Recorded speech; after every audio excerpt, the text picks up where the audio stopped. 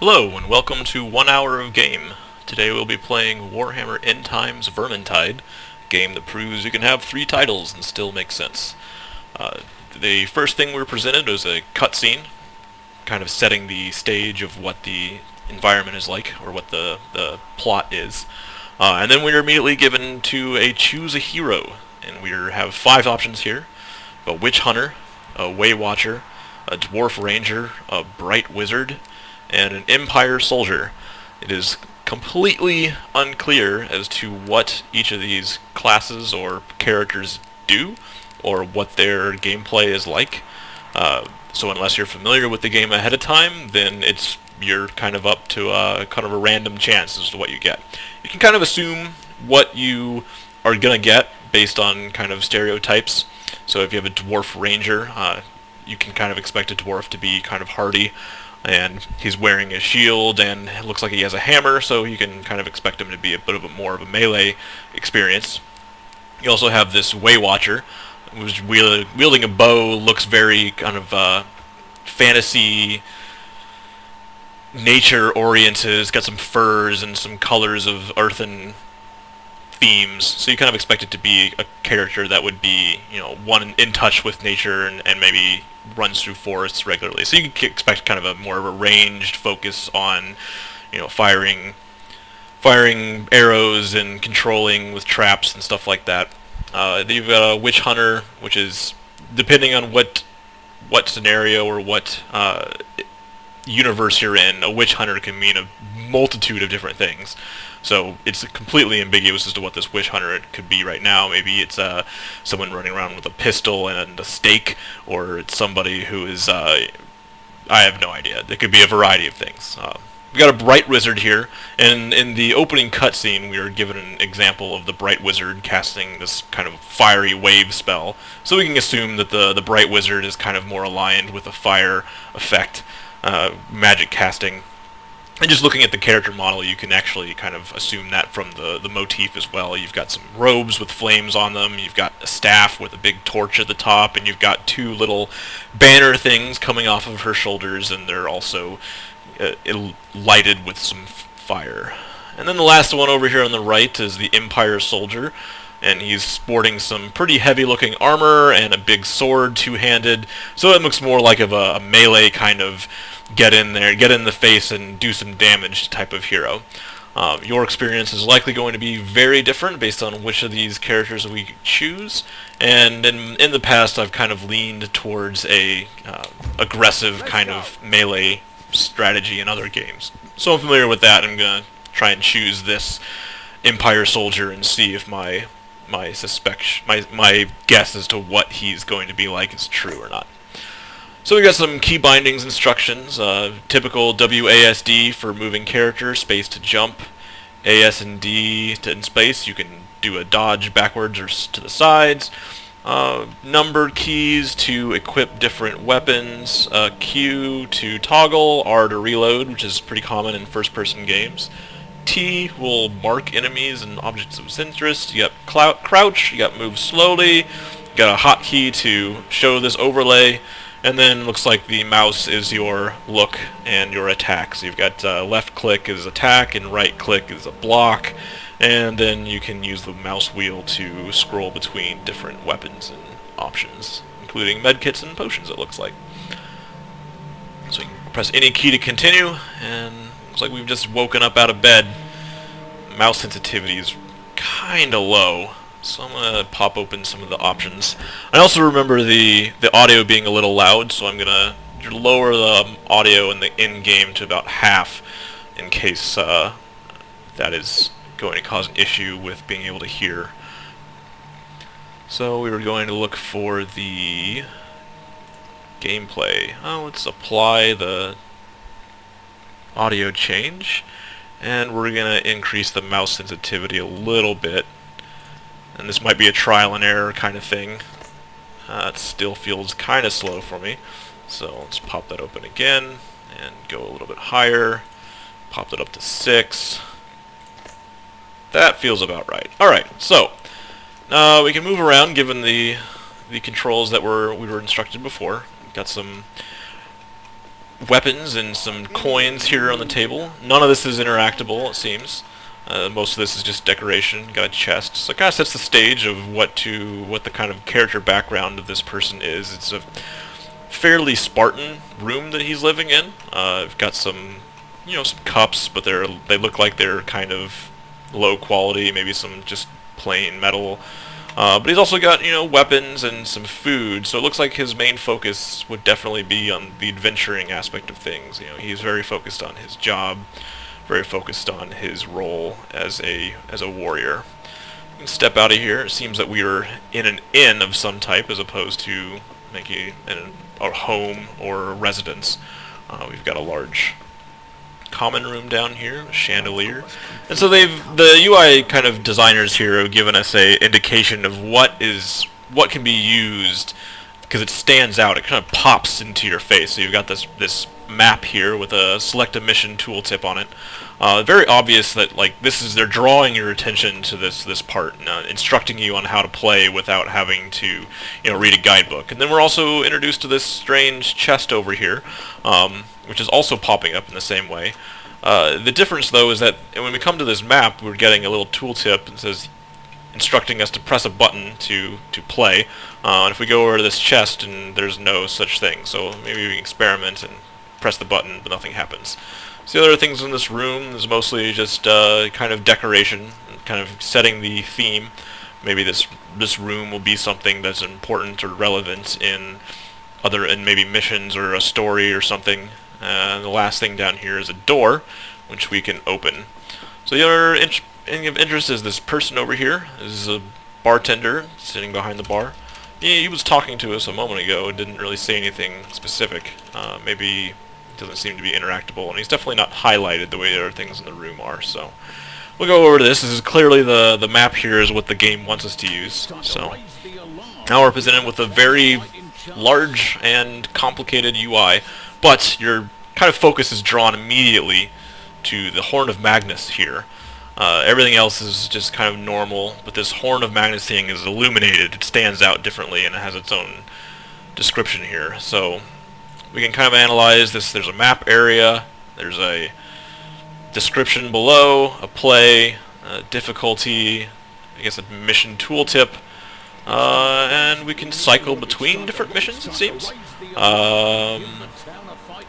Maybe a random mission option, and the Horn of Magnus mission option, and I guess we can actually choose our different difficulty as well. So we'll go with the normal, as typically, if you're designing a game, normal is the expected experience that majority of people are going to play. So last things, we got some settings and a friends list.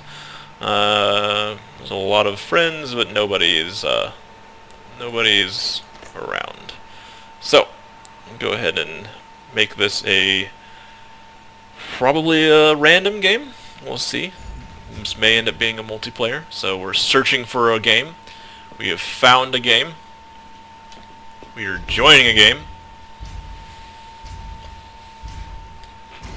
We are prepared. The town is overrun by Skaven and everyone... Tips and facts. Introduction to Khazilid. Lesson number 11. Crunk equals disaster. Damn. Add a little flavor to the loading screen, and it seems that somebody has already left the game, even though we haven't even joined yet. So it seems the presentation here of this loading screen, we've got some text at the top. I guess we're still in a prologue state.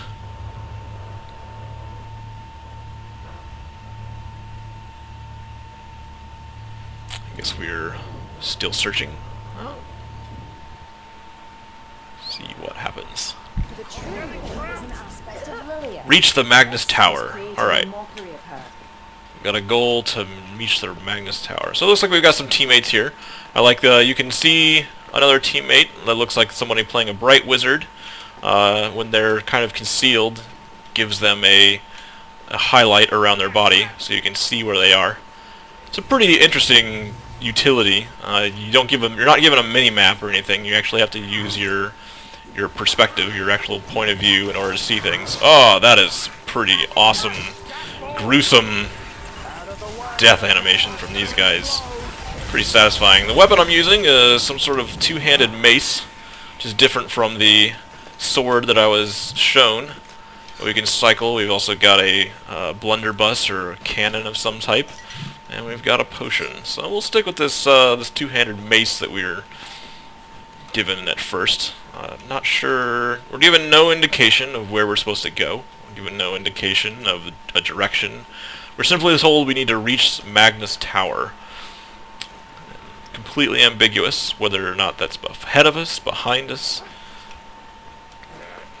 So it's not doing a great job of I got another highlighted thing. Open that, and doesn't seem there's anything in it.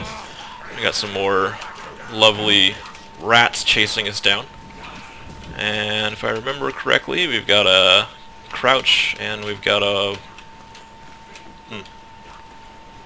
So already the game is doing a pretty poor job of telling us what our goal is. We have a general idea of what the goal is from the topic of the game. It's basically we're defending the kingdom from terrible monsters in the form of rat men. And somebody has already died. Alright, let's try and take these guys out with our hammer here. Get a large wave of them. Oh, I'm just hitting my mouse button quickly and hoping that I can take them out. I guess I'm hurting my buddy. Beware the poisoned wind of the gobladiers. So, gobladier might be a type of enemy. I like one thing that's nice about this behavior is you're slowed down for a moment when you swing your weapon here. It kind of gives you an idea that you're really committing to an attack once you make that attack. And there's not really a good way to escape or to flee if you are in the midst of some pretty dangerous stuff. So we can get a good look at the witch hunter here as well. You got a pistol and a dagger kind of behavior as well. And some medical supplies. Seems that we can pick up some items. You can use the medical supplies to heal. And yeah, so we got we've the bottom right of our screen. We can see that we have a health bar. So one thing that was noticeable about the behavior and the interface is that we have in the distance there a little red person. So as I was mentioning before, you can see kind of where your party members are based on the highlights of them.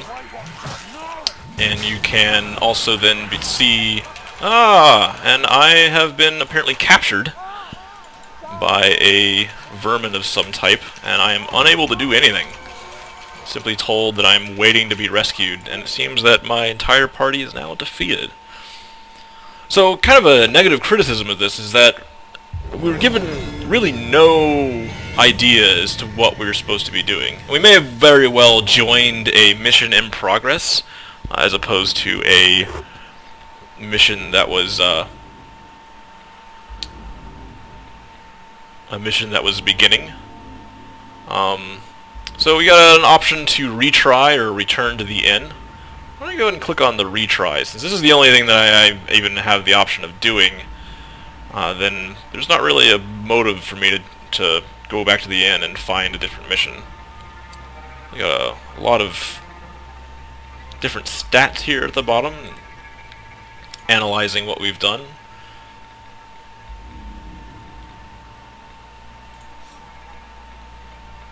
So one thing also that this game is potentially lacking is that there's no good way of communicating.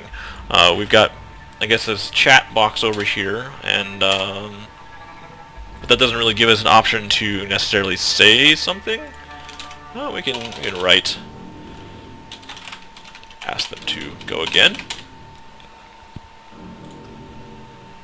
But we do get to see, what the behavior of the other, how we compare to our friends. Headshots, apparently got 5. And this kind of indicates definitely that we were definitely not at the beginning of that mission. Otherwise, like we were definitely doing as much as we could during that, and our numbers were drastically lower than everybody else.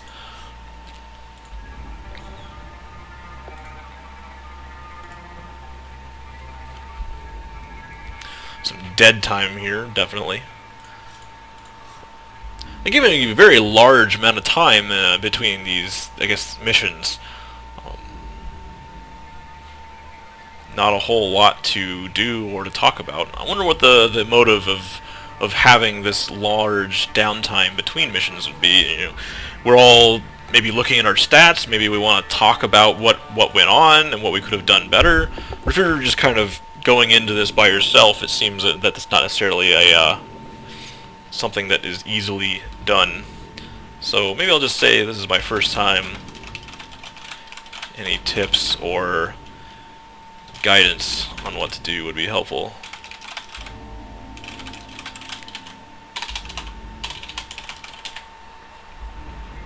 The town is overrun by Skaven and everyone's asleep. See, maybe if since we're doing the same mission, the load time is shorter. And you must go there and let the world know we're under attack. Check on the nearby Uber Strike 2523, I see. This is definitely a better experience than the first attempt, or maybe given some context as to what's going on. You can see our heroes there. There's no witch doctor this time, so I guess maybe we got a different set of party members. And a box over here gives us our inventory. Gives us the options, maybe. This is interesting. All right. Got a bunch of different options. Can I equip this? I equipped a Hammer of the Empire. Greatly increases the chances to acquire equipment for Empire Soldier. That's me. Hey. We've got a blunderbuss equipped, and we'll stick with the two-handed hammer. That was doing okay. So we're given no indication as to what was going on. What was the motive of that? So it seems that you have a different slot for your weapon. You have a melee weapon slot, a ranged weapon slot, and I guess there was a trinket slot as well. I'll just try and follow. There's one guy that's already run out pretty far ahead. Alert the town watch. So, yes. Got some enemies already. See if we can block. Knock them back. That is pretty easy. Oh, there's one behind us too. But our team members are going to help us out.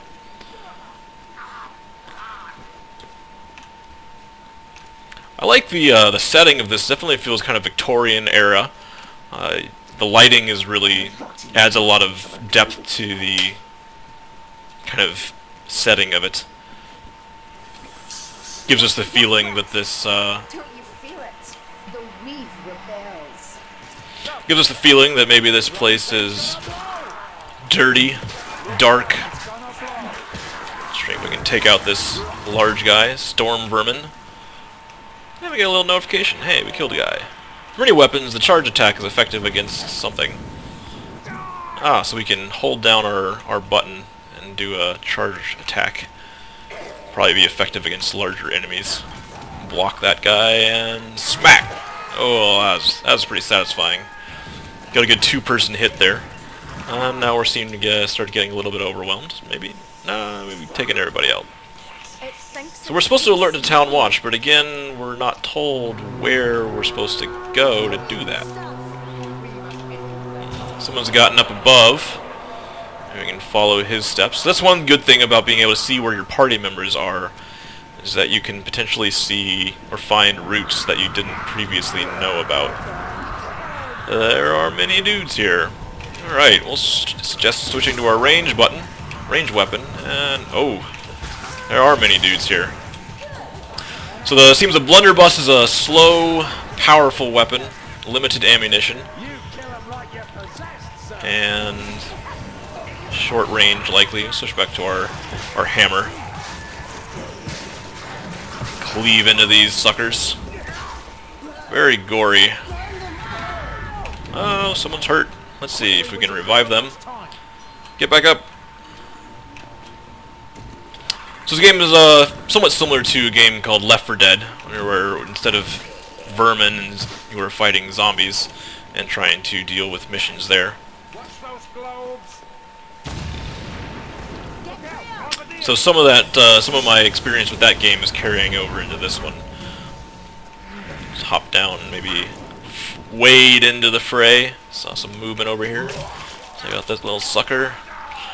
One thing that also I guess is nice is if you start charging your weapon, it'll fire as soon as you release. Whereas if I'm just rapidly clicking, there's a little bit of a delay between when I attack and when I actually swing my weapon. So.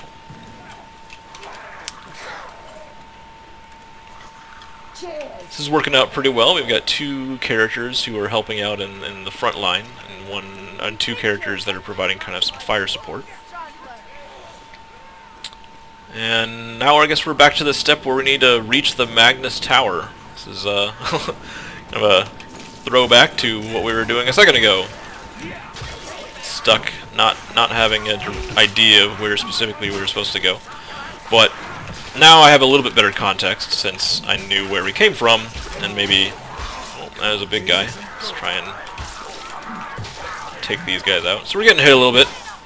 We're kind of given an arrow directing us where the swings are coming from.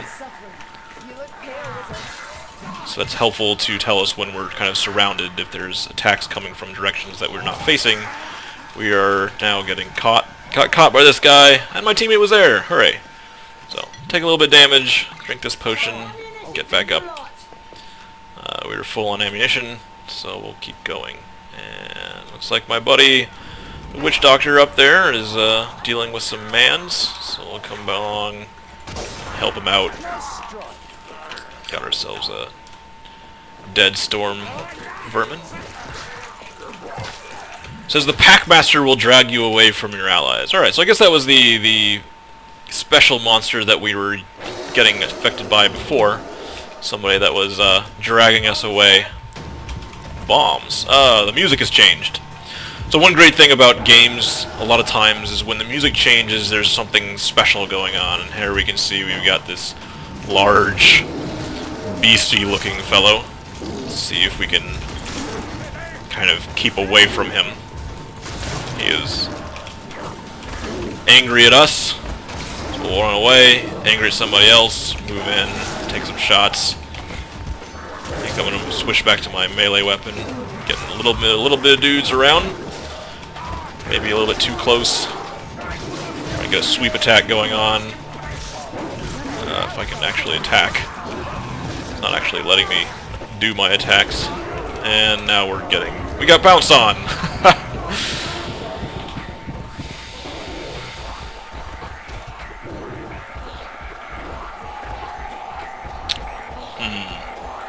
Yeah, we are definitely dead here.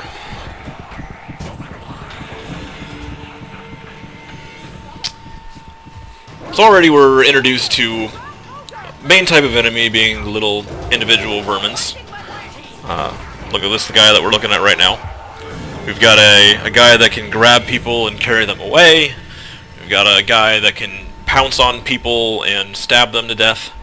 And we've got that large, scary looking fellow that was causing us a bit of an issue there.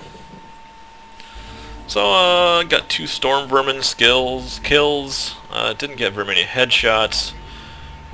Took a lot of damage, but not the most. Go ahead and queue up to try again, since, again, this is really the only option that we have. Didn't do that great on damage done, but again, we were a bit of a jump into the fray and cause some disruption type of character, as opposed to a stay in the back and just pick people off. So yeah, you can see the Reaper 51 was our witch doctor fellow, and he did about twice as much damage that I did. So let's see what happens. I guess we're trying it again. Maybe now I have a little bit better idea of what we're doing. I guess two other people are also new at this game, so a lot of people just trying to learn what's going on and understand what the kind of goals are, what some of the pitfalls are.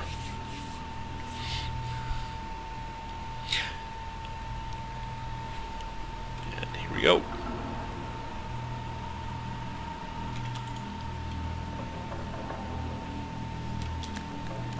Pushing enemies will force them to focus their attention towards you. So but it doesn't tell you what it is that we're supposed to, how to push. So we're gonna try the sword and shield behaviors, or sword and shield style instead of the two-handed weapon. See how much that changes things. Yeah, we'll stick with our same trinket. So already we can see we have, I guess, more options to block. When we were using the block previously, we had 3 little shields that came up, but now we have 5. We have a definitely more rapid attack. Likely it hits for a lot lower damage. Yeah, so I took 2 swings to kill this rat as opposed to the hammer, which I was killing enemies with a single hit. We'll switch to our blunderbuss. We've got some groups of people. See if we can... The reload time on that is pretty rough.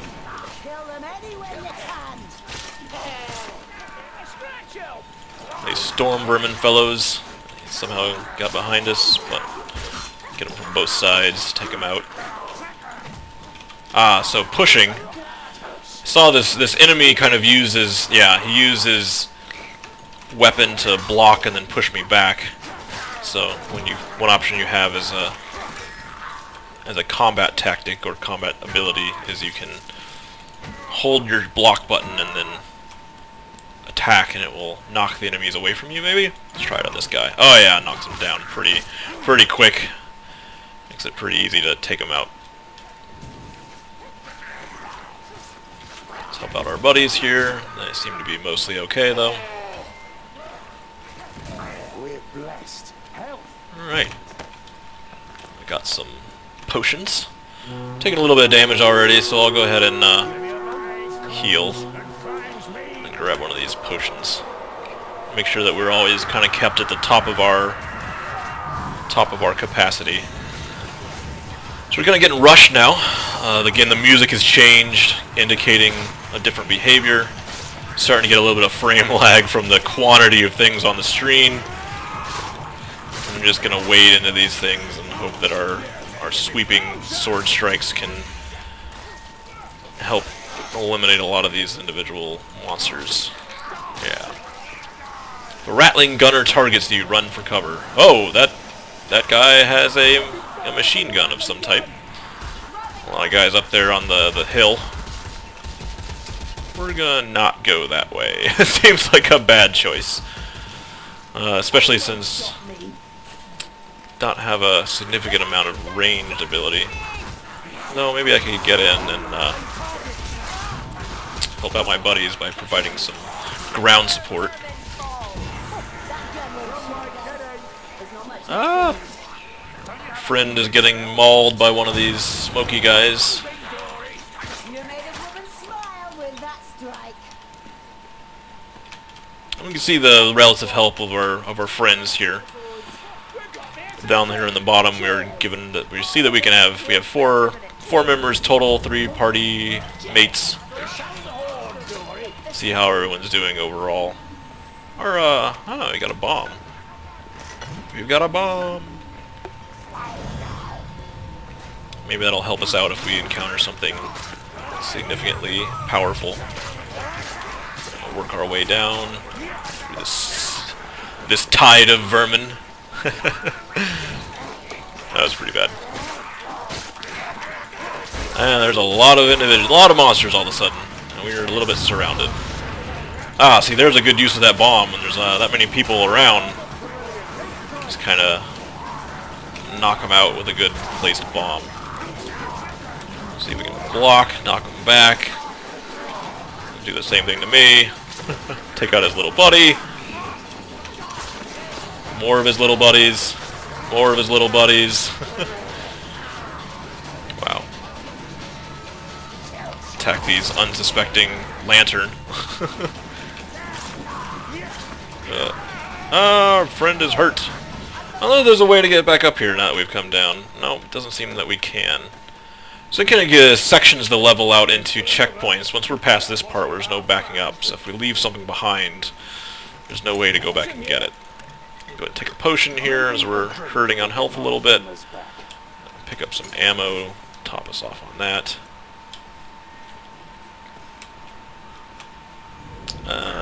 Noticed by some enemies. Get a nice blunderbuss shot there to take them out as they're coming up towards us.